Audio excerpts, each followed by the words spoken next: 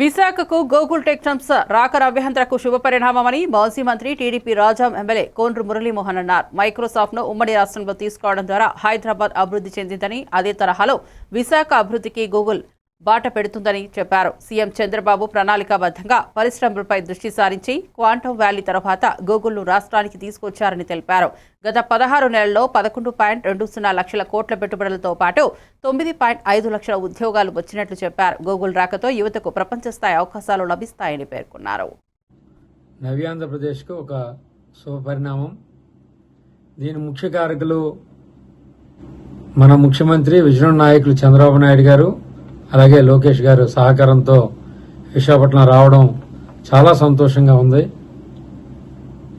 ఉమ్మడి రాష్ట్రంలో మైక్రోసాఫ్ట్ వచ్చిన వెంటనే హైదరాబాద్ ఏ విధంగా అభివృద్ధి చెందిందో మనమందరం చూసాం. ఆ రోజు కూడా చంద్రబాబు నాయుడు గారు మరి అమెరికాలో తిరిగి కష్టపడి మైక్రోసాఫ్ట్ని తీసుకురావడం వల్ల ఈరోజు ప్రపంచంలోనే హైదరాబాదు పట్టణం అనేది మరి గుర్తింపబడిన పట్టణంగా ఈరోజు జరిగింది. అదేవిధంగా ఈరోజు గూగుల్ రాకతో విశాఖపట్నం కూడా ప్రపంచంలో ఒక మేటి నగరంగా అభివృద్ధి చెందుతుందని ఖచ్చితంగా నేను చెప్పగలను.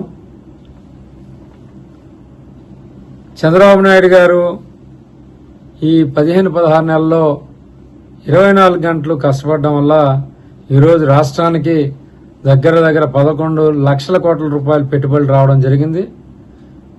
ముఖ్యంగా యువతకి 9 లక్షల మంది పైబడి ఉద్యోగాలు రావడం జరుగుతుంది. మరి చంద్రబాబు నాయుడు గారితో సహా లోకేష్ గారు మరి 24 అవర్స్ కష్టపడడం వల్ల ప్రపంచంలో మరి ఫార్చ్యూన్ 500 కంపెనీలతో మాట్లాడడం, అందులో భాగంగానే విశాఖపట్నానికి టీసీఎస్ రావడం కానీ, అదేవిధంగా గూగుల్ రావడం